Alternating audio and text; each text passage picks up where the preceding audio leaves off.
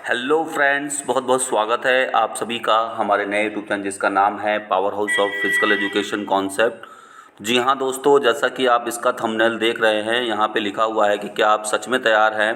क्योंकि आप सभी जानते हैं कि एडमिट कार्ड भी डाउनलोड हो चुके हैं DSSB के और UP-TGT के, और अभी उत्तराखंड के एडमिट कार्ड डाउनलोड होने बाकी हैं। तो लेकिन परीक्षा जो है 8 अगस्त को है, UP-TGT और UKLT का और DSSB का 2 अगस्त को परीक्षा है। तो चलिए अंतिम क्षणों में हम देख लेते हैं कि क्या आप सच में तैयार हैं। तो कुछ ऐसे क्वेश्चंस मैं लेकर आया हूं जो कि वाकई आपको ऐसे लगेंगे कि आपके तैयारी के लेवल को बता देंगे। तो मुझे नीचे कमेंट बॉक्स में ज़रूर बताइएगा कि आपने कितने क्वेश्चंस को सही किए हैं। तो जी हाँ दोस्तों, सबसे पहला क्वेश्चन आपके सामने है, स्क्रीन पर आप देख सकते हैं। तो पहला क्वेश्चन यहाँ पे क्या दे रखा है, पहला क्वेश्चन यहाँ पे बता रहा है कि when do or die raid situation occurs in kabaddi. Kabaddi में डू और डाई रेड का सिचुएशन कब होता है। तो इसका जो राइट आंसर हो जाएगा that is option number 1 is correct, that is after 2 continues empty red. जब 2 लगातार रेड खाली रेड चले जाते हैं तो डू और डाई रेड की सिचुएशन बनती है कबड्डी खेलों में। आइए आगे देख लेते हैं नेक्स्ट क्वेश्चन की तरफ। और अगला क्वेश्चन हमारा क्या कह रहा है यहाँ पे। तो नेक्स्ट क्वेश्चन हमारा कह रहा है कि the feel good chemicals endorphins commonly known as runners high that are released in the brain are the natural opioids। ठीक है, 2 कहने का मतलब है कि अच्छा महसूस करने वाला एक हमारे ठीक है केमिकल होता है बॉडी के अंदर जिसे हम एंडोर्फिन नाम से जानते हैं। आमतौर पर यह धावक की उच्चता के नाम से भी जाना जाता है, जो मस्तिष्क में होता है और वहीं पे सिक्रीट करता है। ठीक है, तो आपको ये बताना है कि प्राकृतिक रूप से या इसे ओपिएट्स के रूप में यूज किया जाता है, तो यह किस काम में काम करता है या किस रूप में हेल्प करता है। तो इसका जो राइट आंसर हो जाएगा ऑप्शन नंबर 4 हो जाएगा, इनहेंस टॉलरेंस टू पेन, यानी दर्द निवारक। तो कि यहाँ पे ओपिएट्स नाम आया ना, तो ओपिएट्स मतलब जो होता है कि पेन किलर यानी नैर्कोटिक्स की बात हो रही है।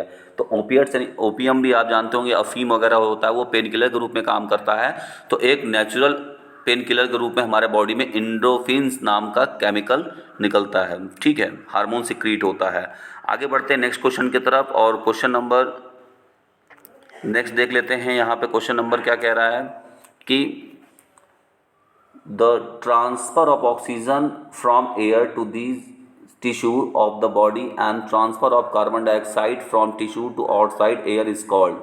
तो कहने का मतलब है कि जब हवा से ऑक्सीजन हम लेते हैं, ठीक है, और कार्बन डाइऑक्साइड को बाहर करते हैं टिश्यू के द्वारा ना, तो कहने का मतलब है कि इस स्थानांतरण को हम किस रूप में जानते हैं, मतलब कि ऑक्सीजन को लेना और फिर कार्बन डाइऑक्साइड को बाहर निकालना, इन दोनों का जो अदला बदली होता है इसे हम किस नाम से जानते हैं। तो इसका जो राइट आंसर हो जाएगा that is option number 3 is correct, respiration के नाम से जानते हैं। गैसों की अदला बदली किस नाम से जानते हैं। खाली यहाँ पे बस थोड़ा सा आपका स्टेटमेंट लंबा करके आपको फंसाया हुआ है, लेकिन ये सिंपल सा चीज़ें पूछ रहा है आपसे। आगे बढ़ते हैं नेक्स्ट क्वेश्चन की तरफ और अगला क्वेश्चन देख लेते हैं। तो यहाँ पे क्या पूछ रहा है कि तो नेक्स्ट क्वेश्चन हमारा पूछ रहा है कि component display theory was developed by. तो कंपोनेंट यानी घटक प्रदर्शन सिद्धांत किसके द्वारा विकसित किया गया था।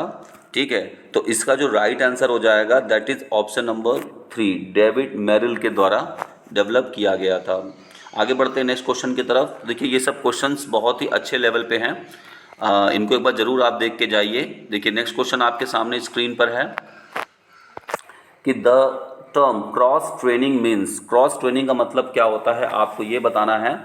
ठीक है, तो क्रॉस ट्रेनिंग का मतलब होता है वैरायटी ट्रेनिंग। ठीक है, option number A is correct, that is variety of training. इसको कहते हैं वैरायटी ऑफ ट्रेनिंग। चलिए आगे बढ़ते हैं नेक्स्ट क्वेश्चन की तरफ और अगला क्वेश्चन देख लेते हैं। तो यहाँ क्वेश्चन नंबर 6 आपके सामने है। तो क्वेश्चन नंबर 6 क्या बोल रहा है कि डिलेड मसल ऑनसेट सोरनेस, जिसको कि हम शॉर्ट फॉर्म में डॉम्स के नाम से भी जानते हैं।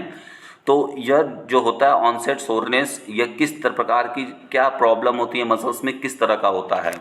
ठीक है, तो आपको यहाँ पे देख सकते हैं कि जो डिलेड मसल ऑनसेट सोरनेस है डॉम्स इज एसोसिएटेड विथ, यह किससे संबंधित है, किससे संबंध रखता है जो आपका मसल सोरनेस है।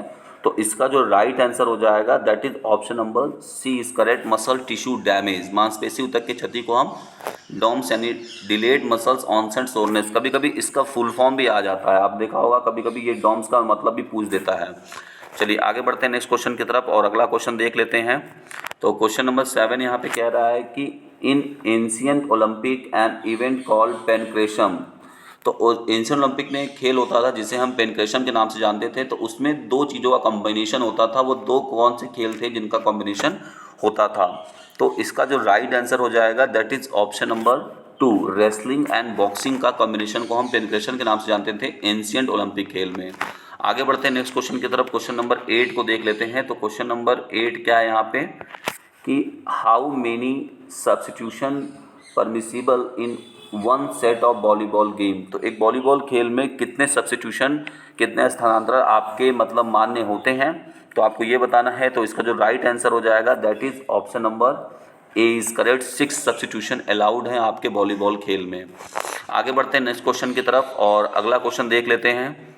बहुत ही अच्छा क्वेश्चन आपको सामने मैं लेकर आया हूँ और ऐसे ही क्वेश्चंस आपके इस बार एग्ज़ाम में आने के चांस हैं। तो चलिए स्टार्ट करते हैं। बोल रहा है कि the major objective of managerial education and training is to, यानी प्रबंधकीय शिक्षा और प्रशिक्षण का मुख्य उद्देश्य क्या होता है? मतलब अगर मैनेजमेंट एजुकेशन की आप बात कर रहे हैं तो उसमें सबसे ज़रूरी और सबसे अच्छी चीज़ें क्या होती हैं?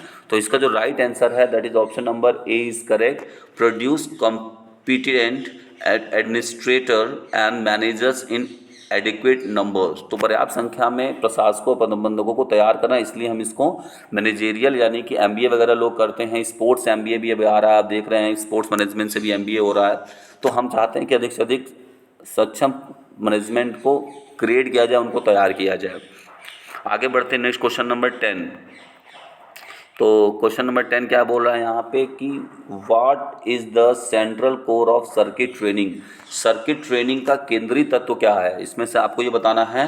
तो इसका जो राइट आंसर हो जाएगा that is option number A is correct, exercise continuity. आपने देखा होगा कि जब भी आप सर्किट ट्रेनिंग के लिए अलग अलग स्टेशन बनाते होंगे तो उसमें एक स्टेशन से दूसरे स्टेशन के बीच में जो गैप होता है ना बहुत कम होता है, और क्या होता है कि कॉन्टिन्यूटी बनी होती है। ज़्यादातर उसमें जो एक्सरसाइज होते हैं वो आपके आइसोकिनेटिक पर डिपेंड करते हैं। आगे बढ़ते हैं नेक्स्ट क्वेश्चन की तरफ और अगला क्वेश्चन हम देख लेते हैं। तो यहाँ पे नेक्स्ट क्वेश्चन क्या कह रहा है कि the pituitary gland colours is, तो पीयूष ग्रंथि का कलर किस तरह का होता है? तो आपको ये बताना है। तो आपका जो राइट आंसर हो जाएगा that is option number 2, reddish grey होता है। ठीक है, आइए आगे चलते हैं नेक्स्ट क्वेश्चन, क्वेश्चन नंबर 12 को देख लेते हैं। तो क्वेश्चन नंबर 12 यहाँ पे है कि at 2014 Commonwealth Games Deepa Karmakar won, तो 2014 के कॉमनवेल्थ गेम्स में दीपा कर्माकर ने कौन सा मेडल जीता था? आपको ये बताना है। तो इसका जो राइट आंसर हो जाएगा that is option number C is correct, bronze medal जीता था दीपा कर्माकर ने। और उनका जो इवेंट कौन सा है आपको बताना चाहूँगा, इवेंट उनका है वॉल्टिंग। ठीक है, वॉल्टिंग है उनका इवेंट। आइए आगे बढ़ते हैं नेक्स्ट क्वेश्चन की तरफ और नेक्स्ट क्वेश्चन देख लेते हैं। क्वेश्चन नंबर 13 है, who is the only Olympic medallist to win a Nobel prize. कहने का मतलब है कि ओलंपिक मेडल भी उसने जीता हुआ है और उसको शांति नोबेल प्राइज़ शांति के लिए भी नोबेल पीस प्राइज़ भी उसको मिला हुआ है। तो वो कौन है खिलाड़ी, उसका नाम बताइए। तो इसका जो राइट आंसर होगा that is option number A, Joe Fraser. ठीक है, तो क्वेश्चन नंबर 13 का है जोए फ्रेजर, सॉरी यहाँ पर एक चीज़ गलती हो गई, यहाँ पे फिलिप नोएल बेकर है। ठीक है, एक मिनट। तो यहाँ पर हम देख सकते हैं जो हमारा राइट आंसर होगा that is option number B is correct, Philip Noel baker.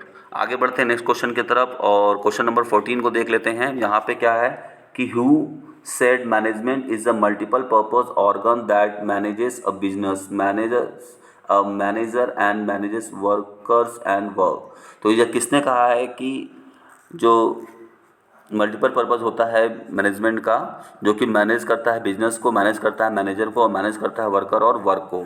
तो यह बात किसने कही है? तो इसका जो राइट आंसर हो जाएगा that is option number 1 is correct, Peter Drucker ने यह बात कही है मैनेजमेंट के उद्देश्य के लिए, मैनेजमेंट के लिए। आइए नेक्स्ट क्वेश्चन की तरफ बढ़ते हैं। क्वेश्चन नंबर 15 को देख लेते हैं और the another name of glottis is, तो ग्लॉटिस का दूसरा नाम क्या है आपको ये बताना है। तो इसका जो राइट आंसर हो जाएगा that is option number A, lyrics के नाम से भी जानते हैं। कभी कभी होता है कि साउंड के लिए कौन जिम्मेदार है, तो वो भी आपका लिरिक्स ही जिम्मेदार होता है हमारे साउंड के लिए। ठीक है, कैसे याद करेंगे इसको? याद करने का तरीका कि देखिए, जब आप साउंड निकालते हैं तो उसमें लाउडनेस होती है, तो एल से लाउडनेस भी होता है और एल से लिरिक्स भी होता है। कभी कभी ये पूछता है कि साउंड के लिए कौन सा रेस्पिरेटरी ऑर्गन जिम्मेदार होता है, तो आप लिरिक्स को बताएंगे। आगे बढ़ते हैं नेक्स्ट क्वेश्चन नंबर 16। तो क्वेश्चन नंबर 16 क्या कह रहा है यहाँ पे? अस्तेय। अस्तेय का मतलब क्या होता है आपको ये बताना है। तो इसका जो राइट आंसर हो जाएगा option number C is correct, non stealing.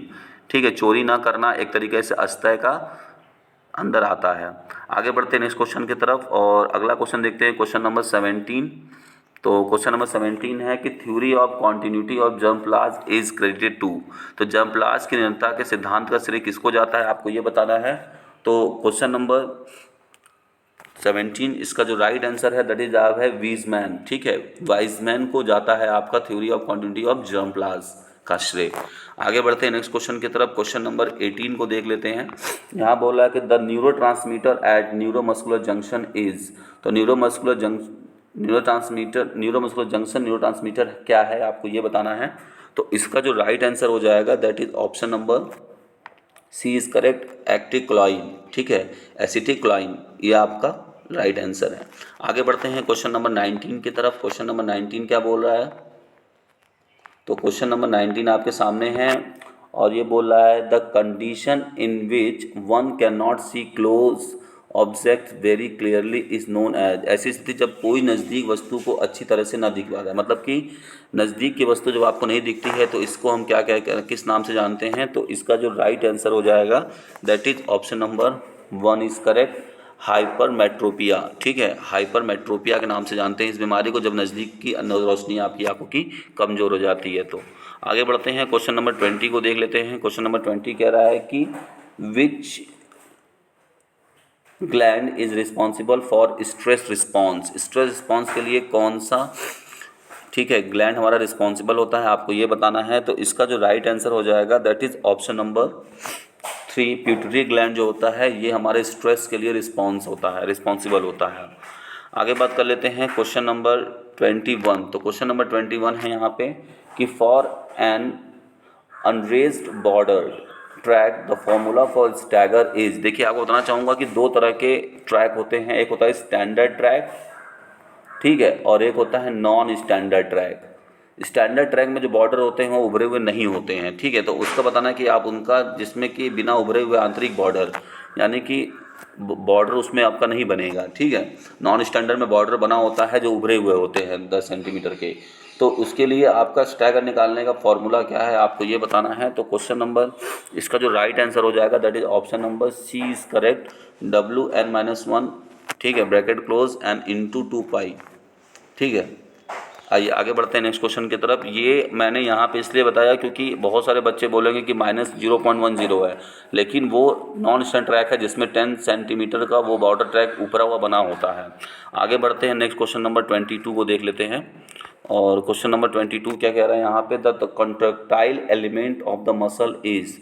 Contractile जो मसल्स का संकुचन इकाई होती है उसे हम मायोफिब्रिल के नाम से जानते हैं। बहुत ज़्यादा कन्फ्यूजन बनाता है, बहुत सारे बच्चों ने अलग अलग, ये क्वेश्चन आपका LT में भी आया हुआ है, तो ये मायोफिब्रिल इसका राइट आंसर होगा, बाकी आप जो भी समझें।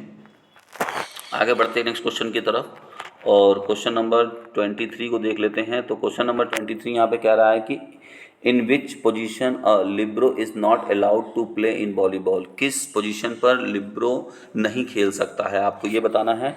तो इसका जो राइट आंसर हो जाएगा that is option number A 4। चौथे नंबर पर आपने देखा होगा कि 6 लोग खेलते हैं तो उसमें एंटी क्लॉकवाइज और क्लॉकवाइज, ठीक है, इस तरीके से खड़े होते रोटेशन करते हैं क्लॉकवाइज और खड़े रहते हैं एंटी क्लॉकवाइज। तो 4 नंबर पे जो प्लेयर होता है वो मतलब नहीं खेल सकता, 4 नंबर से लिब्रो नहीं खेल सकता है। आगे बढ़ते हैं नेक्स्ट क्वेश्चन की तरफ और क्वेश्चन नंबर यहाँ पर 24 कह रहा है कि MS word is an example of. MS word किसका एग्जाम्पल है, आपको ये बताना है।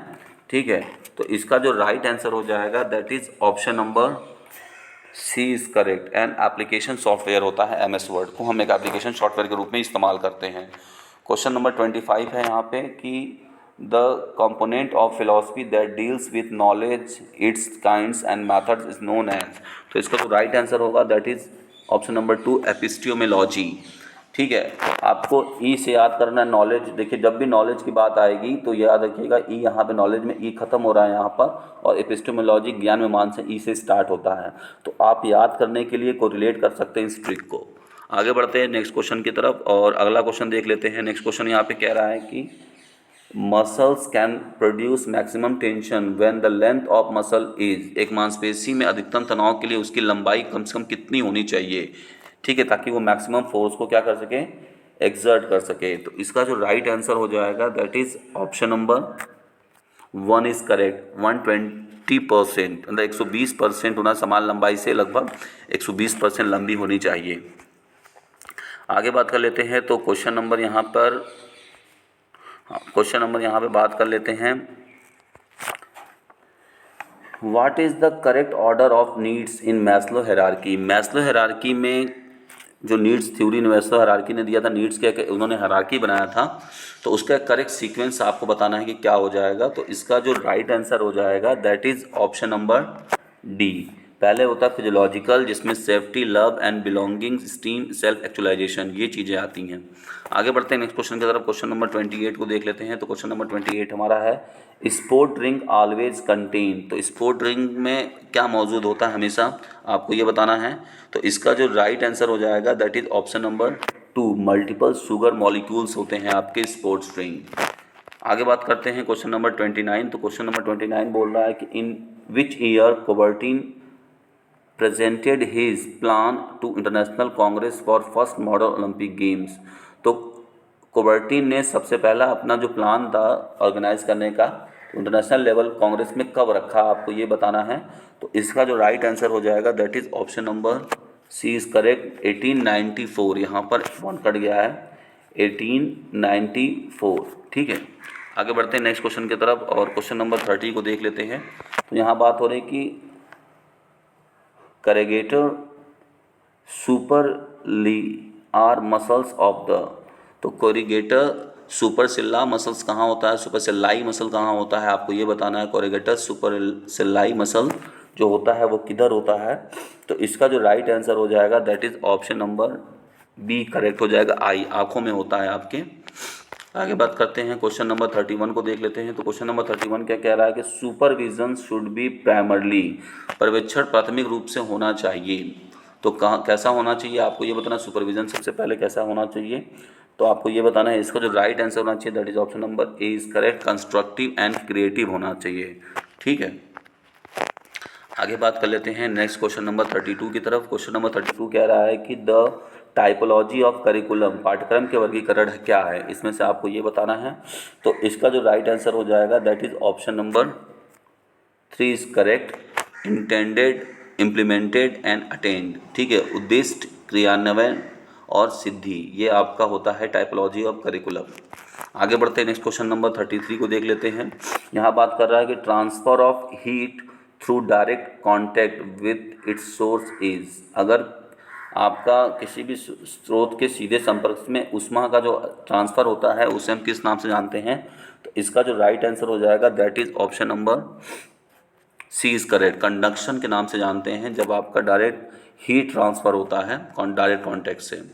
ठीक है, आगे चलते हैं नेक्स्ट क्वेश्चन की तरफ और अगला क्वेश्चन देख लेते हैं। तो नेक्स्ट क्वेश्चन हमारा है क्वेश्चन नंबर 34। तो क्वेश्चन नंबर 34 क्या कह रहा है यहाँ पे कि synarthrosis is a characterize as. तो साइनोथ्रोसिस किससे करेक्टराइज होता है, आपको ये बताना है। देखिए मैं इसका एक ट्रिक बताते जा रहा हूँ आपको कि आपको ध्यान देना है कैसे है। तो साइनोथ्रोसिस जो होता है वो आपके option number B, immovable joint से संबंधित है। तो कैसे आपको याद करना है, तो पहले आप ज्वाइंट्स 3 प्रकार के होते हैं, याद कर लीजिए। सबसे पहला जो होता है वो होता है immovable joints, slightly movable joints और फ्रीली मूवेबल ज्वाइंट, ISF याद कर लीजिए। उसके नीचे एक वर्ड रखिए सेड, याद रख लीजिए। तो आई मतलब इमूवेबल कौन होता है, साइनोथ्रोसिस, SS मतलब एम्पियोथ्रोसिस, स्लाइटली मूवेबल एम्पियोथ्रोसिस और फ्रीली मूवेबल का होता है डायथ्रोसिस। इस तरीके से आप याद कर सकते हैं। आगे बढ़ते हैं नेक्स्ट क्वेश्चन की तरफ। क्वेश्चन नंबर 35 की बात हो रही है। तो क्वेश्चन नंबर 35 कह रहा है कि an athlete with maximal exercise heart rate of 198 beats per minute. ठीक है, कोई एथलीट है, वो उसने एक्सरसाइज किया है तो उसका maximal heart beat 190 beats per minute जा रहा है। ऐसे करके पूछेगा तो मैक्सिमम ड्यूरिंग एक्सरसाइज कितना होता है, तो 220 - 8। अगर ऐसे पूछेगा कि मतलब कितना हो सकता है तो आपको ये बताना है ड्यूरिंग एक्सरसाइज। ठीक है, resting heart rate of 62 beats per minute, उसकी रेस्टिंग हार्ट रेट कितनी है, 62 बीट पर मिनट है। Wishes to train at 75% of VO2 max. ठीक है, the target heart rate would be, तो उसका टारगेट हार्ट रेट कितना होगा आपको ये बताना है कि कितने से कितने के बीच में होना चाहिए जब वो ट्रेनिंग कर रहा है उसके दौरान। तो इसका जो राइट आंसर हो जाएगा आपका, दैट इज़ ऑप्शन नंबर 1। उसका टारगेट 160 के आसपास से उसको 75% लोड देकर ट्रेनिंग कराना चाहिए। ठीक है, इसका फॉर्मूला होता है, ये फॉर्मूला मैं आपको बता दूंगा। आगे बढ़ते हैं नेक्स्ट क्वेश्चन की तरफ। और अगला क्वेश्चन यहाँ पे क्या कह रहा है कि who won the fair play award in 2018 FIFA world cup. FIFA world cup में फेयर प्ले ट्रॉफी किसने जीती थी, आपको ये बताना है। तो इसका जो राइट आंसर हो जाएगा that is option number 2, Spain ने जीता था। क्वेश्चन नंबर 37 की बात कर लेते हैं। यहाँ पे बात हो रही है कि a gymnast is rotating on uneven bar at constant angular velocity, we can say there will be no change in. तो एक जिम्नास्ट है जो लगातार क्या कर रहा है कि एंगुलर वेलोसिटी पे क्या कर रहा है, बार बार कांस्टेंट बना हुआ है। ठीक है, हम कह सकते हैं कि उसमें कोई बदलाव नहीं होगा। तो हम उसे किस नाम से जानेंगे, आपको ये बताना है। तो इसका जो राइट आंसर हो जाएगा that is option number angular acceleration. ठीक है, उसका जो अगर वो ऐसी एंगुलर वेलोसिटी पे बना हुआ है तो उसमें एंगुलर एक्सेलरेशन आपको हमेशा देखने को मिला रहेगा, उसमें कोई बदलाव नहीं होगा एंगुलर एक्सेलरेशन में। आगे बात कर लेते हैं क्वेश्चन नंबर 38।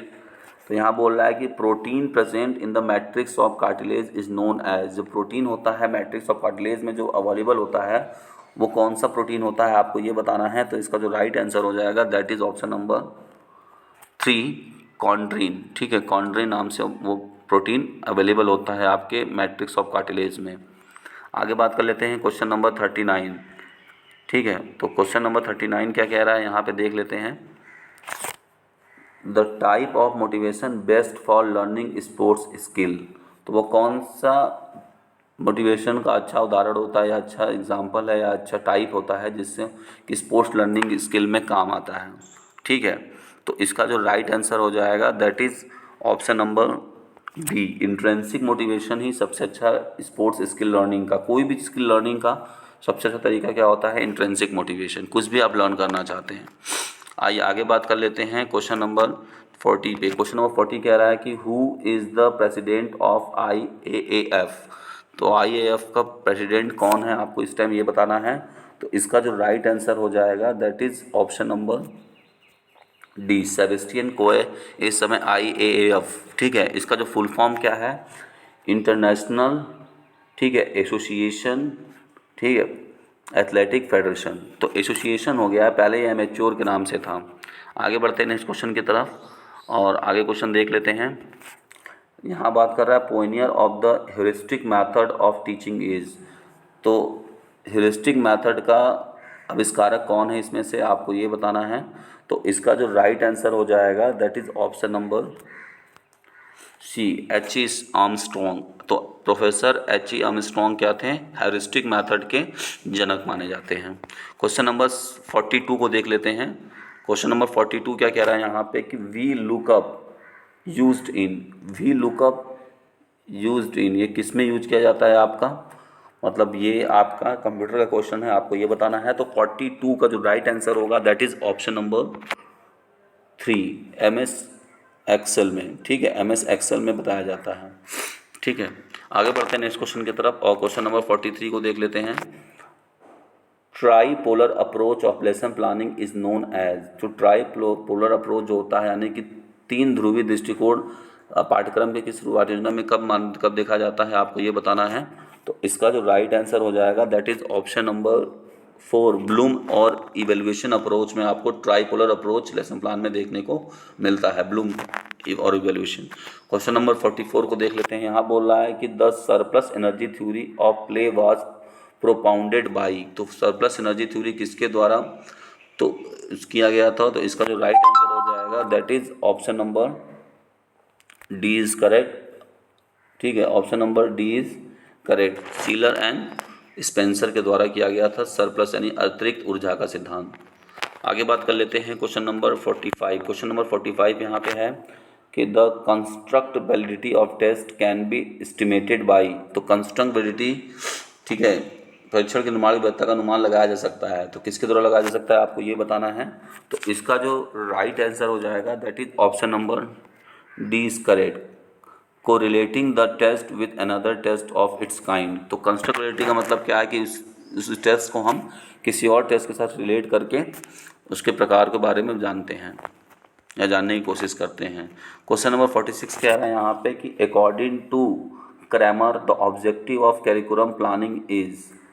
तो क्रैमर के अनुसार करिकुलम का ऑब्जेक्टिव उद्देश्य क्या होता है आपको ये बताना है। तो इसका जो राइट आंसर हो जाएगा that is option number A, ये आपका ऑल ऑफ दीज होगा। Recognize hard working students, not making an obstacle course, participation of students in interactive task. ये सारे आपके करिकुलम के प्लानिंग है किसके अकॉर्डिंग, अकॉर्डिंग टू क्रैमर। आइए आगे बढ़ते हैं, नेक्स्ट क्वेश्चन नंबर 47 को देख लेते हैं। यहाँ पे बात हो रहा है कि ethyl chloride is used as a means of treatment in. तो इथाइल क्लोराइड किस में यूज किया जाता है आपको ये बताना है। तो इसका जो राइट आंसर हो जाएगा that is option number A, cryotherapy में। ठीक है, जब हम ठंडी चिकित्सा देते हैं तो आपने देखा होगा कि उसमें वो कोल्ड वाटर बैग जो होता है, बर्फ़ वाली जो थैली होती है, उसमें हम इथाइल क्लोराइड के नाम से केमिकल डालते हैं जो कि ट्रीटमेंट में यूज़ होता है क्रायोथेरेपी में, ठंड चिकित्सा में। आइए आगे बात कर लेते हैं क्वेश्चन नंबर 48। तो क्वेश्चन 48 कह रहा है कि the tennis game was invented by. देखिए बहुत ही अच्छा क्वेश्चन आपके सामने आया है कि टेनिस गेम किसने इन्वेंट किया है। तो इसका जो राइट आंसर हो जाएगा that is option number B is correct. Sir Walter Wingfield ने टेनिस गेम को आविष्कार किया था। आइए आगे बात कर लेते हैं और क्वेश्चन नंबर 49 को देख लेते हैं। क्वेश्चन नंबर 49 कह रहा है कि GS theory of group socialisation was propounded by. GS theory, तो GS theory group of socialisation किसने प्रमोट, किसने आविष्कार किया था, इसका आपको ये बताना है। तो इसका जो राइट आंसर होगा that is option number 1, Judith R Harris ने इसको इन्वेंशन किया था। तो देखिए इस तरीके से क्वेश्चंस आएंगे और वाकई आपके लेवल जो है बहुत अच्छे होंगे इस बार, चाहे वो कहीं का भी एग्ज़ाम हो, चाहे वो DSSB का हो, चाहे वो UPT PCT का हो, या फिर क्योंकि कंपटीशन बढ़ गया है और इंटरव्यू चीज़ें ख़त्म हो गई हैं तो पेपर का पैटर्न भी अच्छे लेवल बनेगा। तो आप इस पर एक बार ज़रूर लगा के जाइए और देख के जाइए। The branch of mechanics that describe the force, आपको बताना है कि बल का वर्णन करने वाली यांत्रिकी शाखा कौन है। तो इसका जो राइट आंसर हो जाएगा that is option number 2, kinetics को हम, जो कि फोर्स के बारे में डिस्क्राइब करती है। ठीक है, और काइनेमेटिक्स क्या करती है, कॉज ऑफ फोर्स बताती है। आगे बात कर लेते हैं नेक्स्ट क्वेश्चन की तरफ, क्वेश्चन नंबर 51। तो क्वेश्चन नंबर 51 यहाँ कह रहा है कि knock knee is known as. तो नॉक नी को हम किस नाम से जानते हैं आपको ये बताना है। ठीक है, तो क्वेश्चन नंबर, तो इसे हम जेनो वोल्कम के नाम से जानते हैं। नॉकनी का ये साइंटिफिक नेम है, इस नाम से भी जानते हैं। आगे बढ़ते हैं नेक्स्ट क्वेश्चन की तरफ, क्वेश्चन नंबर 52। क्वेश्चन नंबर 52 है कि इमेजनरी लाइन, ठीक है, pouring laterally from one side to other is called. तो एक प्लेन की बात हो रही है यहाँ पर। तो अगर लेटरल है यानी बगल से एक तरफ से दूसरी तरफ को ले जाने वाली काल्पनिक रेखा को हम किस नाम से जानते हैं। तो आपको ये बताना है। इसका जो राइट आंसर हो जाएगा दैट इज ऑप्शन नंबर यहाँ पर ए सही हो जाएगा, लेटरल एक्सिस हो जाएगा ये। ठीक है, तो एक आपको laterally from one side to other side imaginary line की बात हो रही है। 150 नंबर। तो इस क्वेश्चन का आंसर यहाँ आंसर की में लेटरल एक्सिस दिया हुआ है, लेकिन पूरी तरीके से मैं इसको 100% श्योर नहीं मानूंगा। ठीक है, क्योंकि ये इमेजिनरी लाइन की बात कर रहा है। ठीक है, इमेजिनरी सरफेस, ठीक है, लेटरल एक्सिस होगा यहाँ पे, सही है। आगे बात कर लेते हैं नेक्स्ट क्वेश्चन की तरफ और क्वेश्चन नंबर 53 को देख लेते हैं कि richest scale of data is known as. आंकड़े के सबसे अच्छे पैमाने के रूप में जाना जाता है इसमें से कौन। तो आपको ये बताना है। तो इसका जो राइट आंसर हो जाएगा that is option number 3, ratio data. ठीक है, ऑप्शन नंबर 3 आपका करेक्ट हो जाएगा। आगे बढ़ कर लेते हैं क्वेश्चन नंबर 54। क्वेश्चन नंबर 54 कह रहा है कि which one of the following is the best description of the specificity training principle. ठीक है, वेल्स्ट वेट ट्रेनिंग। तो जब आप वेट ट्रेनिंग देते हो, ठीक है, तो उसमें से स्पेसिफिसिटी ट्रेनिंग का सिद्धांत, इसमें से कौन सा ऑप्शन सबसे अच्छा रिप्रेजेंट कर रहा है? तो स्पेसिफिसिटी ट्रेनिंग का मतलब मैं आपको बता दूं कि जब हम नए नए इक्विपमेंट्स का यूज करते हैं, कुछ नए तौर तरीके यूज करते हैं, तो हम उसे स्पेसिफिसिटी ट्रेनिंग प्रिंसिपल कहते हैं। तो वेट ट्रेनिंग में वो कौन सा सबसे अच्छा माना जाएगा, आपको ये बताना है। तो इसका जो राइट आंसर आप कहेंगे ना, that is option number 2, concentrate on training muscle in the upper body. ठीक है, अपर बॉडी पर कंसंट्रेट करना सबसे अच्छा माना जाएगा, क्योंकि सबसे ज़्यादा ताकत हम वहाँ से लगाएंगे। आगे बात कर लेते हैं क्वेश्चन नंबर 55 की। क्वेश्चन 55 कह रहा है कि which of the following is a test to measure balance. कौन सा टेस्ट है जो बैलेंस को मेजर करने का काम करता है? तो इसका जो राइट आंसर हो जाएगा that is option number D is correct. Stork stand test को हम करते हैं। ये आपने अगर देखा होगा मेरे यूजीसी नेट का पेपर, तो यूजीसी नेट के पेपर में मैंने ये वाला मैथ्स द कॉलम में कराया था, उसमें ये चीज़ें थी बैलेंस के लिए। आइए आगे बात कर लेते हैं नेक्स्ट क्वेश्चन की तरफ। Question number 56। क्वेश्चन नंबर 56 कह रहा है कि नी एक्सटेंशन एक्सरसाइज को हम किस तरह का एग्जाम्पल देंगे। नी एक्सटेंड कर रहे हैं, नी है घुटने ऊपर करके, तो उसे हम किस तरह का एक्सरसाइज का नाम देंगे? तो इसका जो राइट आंसर हो जाएगा that is option number A is correct. Isotonic exercise का एग्जाम्पल है, क्योंकि उसमें मूवमेंट्स हैं। क्वेश्चन नंबर 57 को देख लेते हैं। क्वेश्चन नंबर 57 क्या कह रहा है यहाँ पे कि which one of the following is the reaction of the human skin when the body becomes very cold. तो यहाँ बताना है कि which one of the following is the reaction of skin. तो ह्यूमन स्किन का रिएक्शन बताना है जब हमारा बॉडी बहुत ज़्यादा ठंडी महसूस कर रहा होता है, तो किस तरह का रिएक्शन आपको बॉडी में देखने को मिलेगा, आपको ये बताना है। तो इसका जो राइट आंसर हो जाएगा that is option number 3, the arterioles constrict. ठीक है, जो आर्टरी होगा वो आर्ट्रियोल्स होगा, वो कंस्ट्रिक्ट मतलब कि सिकुड़ जाएगा। द हेयर स्टैंड, और बाल खड़े हो जाएंगे। On end and sweat production ceases. ठीक है, और पसीना आना बंद हो जाएगा, शीज हो जाएगा पसीना आना। आगे बात कर लेते हैं नेक्स्ट क्वेश्चन नंबर 58 की तरफ, और यहाँ बात हो रही है कि स्टर्नोक्लाइडोमास्टोइड मसल इज फाउंड इन। तो स्टर्नोक्लाइडोमास्टोइड मसल इज किस में पाया जाता है, आपको ये बताना है। तो इसका जो राइट आंसर हो जाएगा ऑप्शन नंबर 4 इज करेक्ट, गर्दन में पाई जाती है। तो आइए आगे देखते हैं क्वेश्चन नंबर 59। क्वेश्चन नंबर 59 क्या कह रहा है यहाँ पे कि Flanders interaction analysis category system, यानी कि FIASES is developed to evaluate the performance of. तो ये आपका Flanders interaction analysis category system, ठीक है, को डेवलप किया गया है किस चीज़ का मूल्यांकन करने के लिए, आपको ये बताना है। तो इसका जो राइट आंसर हो जाएगा that is option number 4, teachers का इवैल्यूएशन करने के लिए इस सिस्टम को बनाया गया था। और आज के सेशन का लास्ट क्वेश्चन यहाँ देखेंगे, और मुझे कमेंट बॉक्स में जरूर बताइए कितने क्वेश्चन आपके सही हुए हैं। विच one of the following is a probable sampling method. कौन सा प्रोबेबल सैम्पलिंग मैथड का उदाहरण है, आपको ये बताना है। तो इसका जो राइट आंसर हो जाएगा that is option number 4 is correct, stratified sampling method. ठीक है, तो मिलते हैं नेक्स्ट वीडियो में। Thank you very much.